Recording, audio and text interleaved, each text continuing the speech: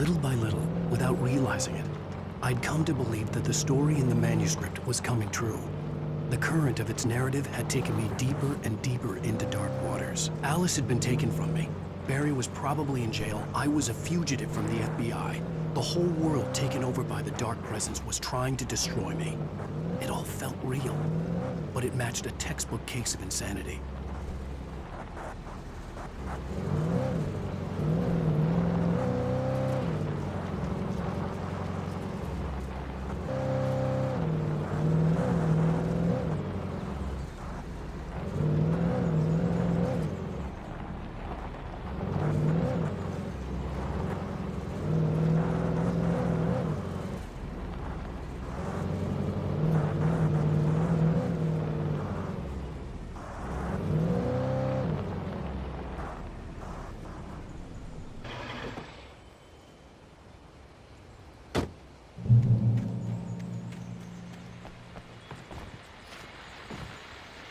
This is Pat Main, and you're listening to KBF-FM. Folks, I want to apologize for kind of abandoning you to that looping music track last night, but I was detained. You see, I encountered a big-shot G-man with an itchy trigger finger who could use a lesson in manners and a boot in the ass, not necessarily in that order either. Now, folks, I know I'm not being very informative here, and I apologize for that. I really should just keep quiet, but I'm just so peeved right now, because some people just shouldn't be carrying badges. And I'm just glad that our Sheriff Breaker was there to straighten things out. And if someone I met last night is listening, let me just say, I'm sorry if my mouth got you in trouble. I'm pretty sure you're not the bad guy here. Godspeed, son. I hope you know what you're doing. Now, on a lighter note, I'll be talking to Dr. Nelson all morning. But first, a little music.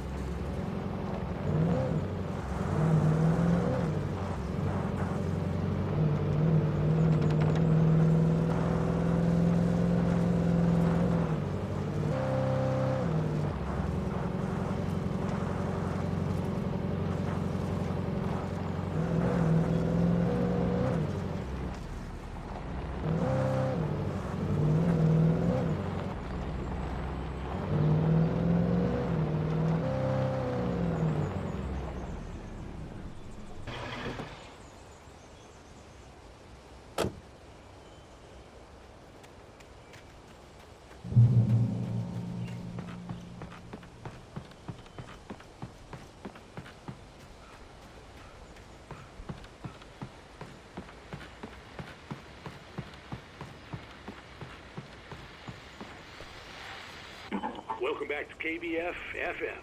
Hope you enjoyed that tune. Now, Doc, you were talking about life and finding that special someone, that soulmate. Well, you were talking about that. I was saying I don't buy it. Well, see, to me, that's strange, because I always pegged you as a hopeless romantic. You got me there, Pat. But I think love's where you look for it. And you need to do a lot of looking, sure. But the idea that there's that one special person out there for you, and if you miss that chance, it's gone forever, and you're forever incomplete. I mean, isn't that depressing? Or, heck, childish even? Hey, there's plenty of fish in the sea. And apparently a fisherman has a fishing analogy for everything, but what you're saying, isn't that a little harsh? Well, no. What I am saying is that your potential for finding that connection isn't limited to what's essentially a chance encounter. How is that harsh? Yeah, well, I guess that's a nice thought, but let me say something personal here. Okay. Now, well, I don't disagree with you exactly, but I can't really fit that together with what I feel, what I felt for someone, because she was the one. She was. And I let her drift away from me. Maybe I didn't put in the work, I don't know, but, well, since then, and it was a long time ago, but since then, there hasn't been anyone, not like her. And I'm not saying I dwell on her or haven't moved on. I like my life. I'm not living in the past, but I do miss the way she completed me. You can't argue with the heart, Pat. I'm sorry, folks. I had kind of a scary experience last night, and let's just say it's shaken a few things loose.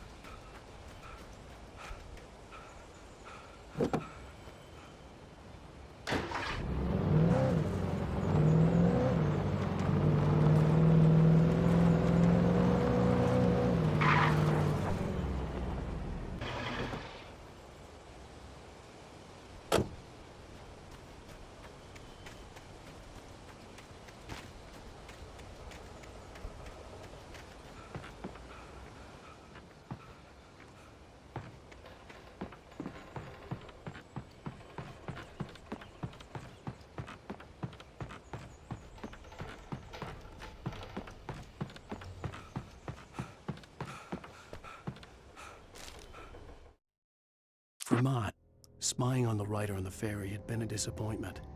His boss had made Wake out to be something special, but Mott hadn't been impressed. He'd gotten a good long look at the wife, though, and he liked what he saw. Mott had fantasized about goading Wake into a fight, but it hadn't happened. Still, he'd get his chance to see if the writer had anything in him. He'd been promised as much.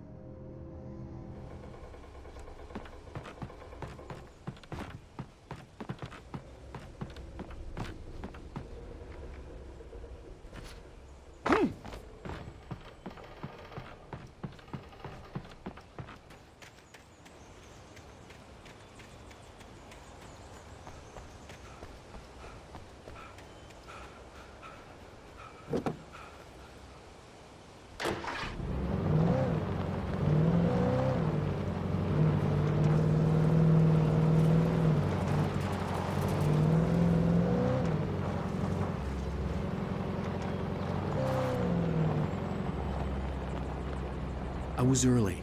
I was supposed to meet the kidnapper at noon in the main building. The coal mine was quiet. It was a museum now.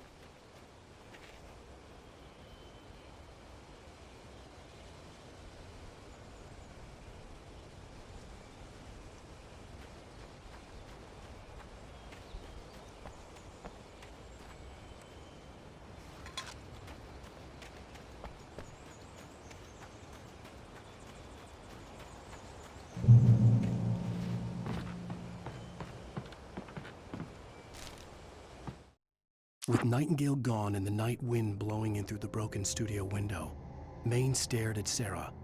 The sheriff looked away. Maine's voice shook with barely controlled anger. That boy's doing more drinking than thinking. I hope you know what you're doing, Sarah. He's got a sickness in his eyes. You take my word for it. He wants Wake for a reason, and it's not for anything good.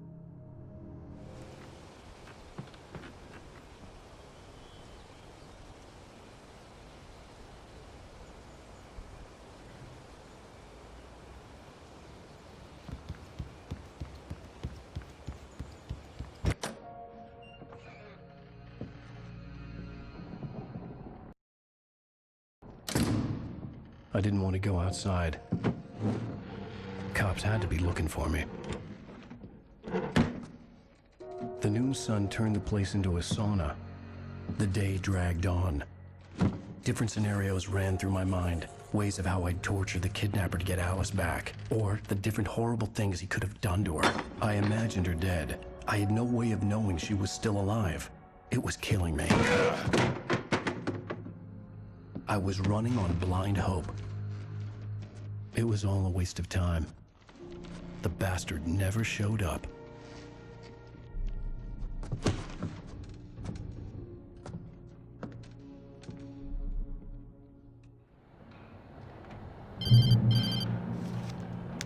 Wake!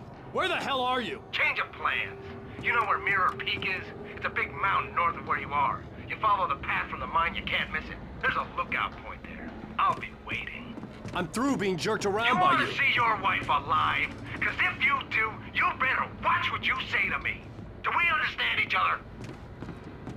I want to talk to Alice. Yeah, and I want the manuscript. Don't keep me waiting, Wake.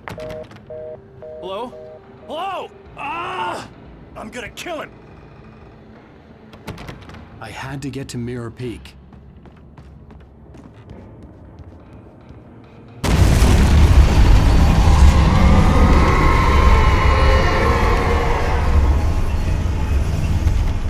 It was close, maybe closer than ever before.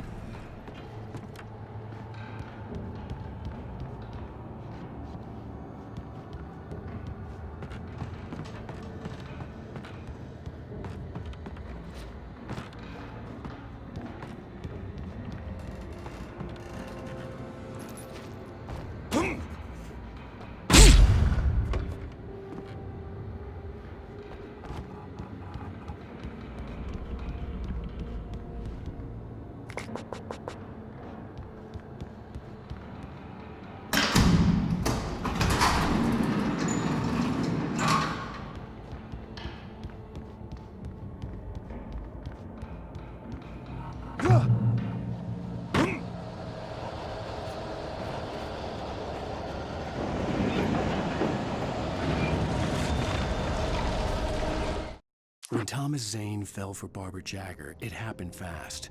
She was young, vibrant, and beautiful, full of life. He had never been a very happy man, and without any seeming effort, she had changed all that. Zane felt good for the first time in his life. Everything she did was another piece of a jigsaw puzzle he hadn't even known he'd been missing. And best of all, she made the words flow, strong and sharp. She was his muse.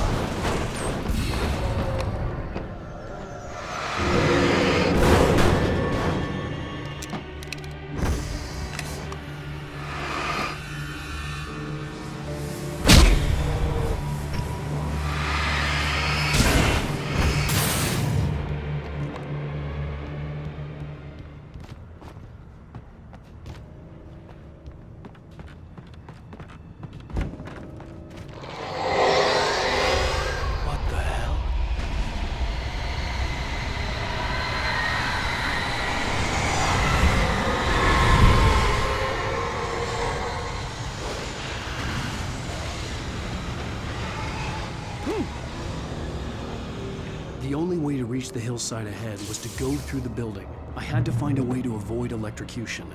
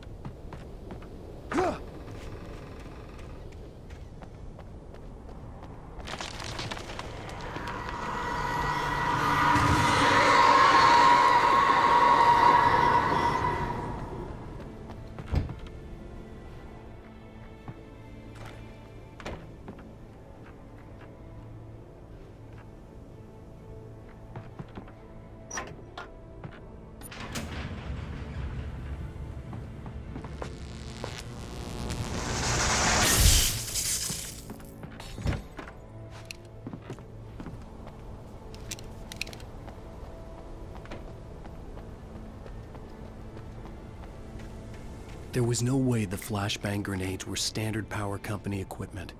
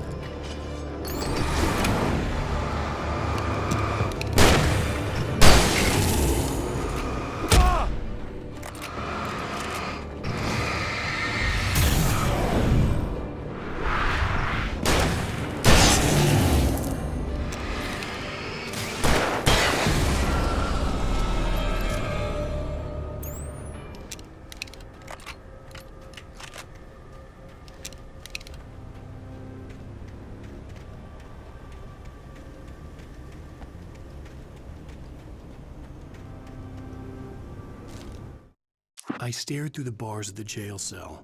Barry stood behind me, swaying on his feet, looking as ill as I felt. Agent Nightingale stood on the other side of the bars with Sheriff Breaker. Nightingale had a stack of manuscript pages in his hand. He seemed unhinged as he gloated. "Well, I've got you now, Raymond Chandler. It's all here, all the evidence, including conspiracy to murder a federal agent."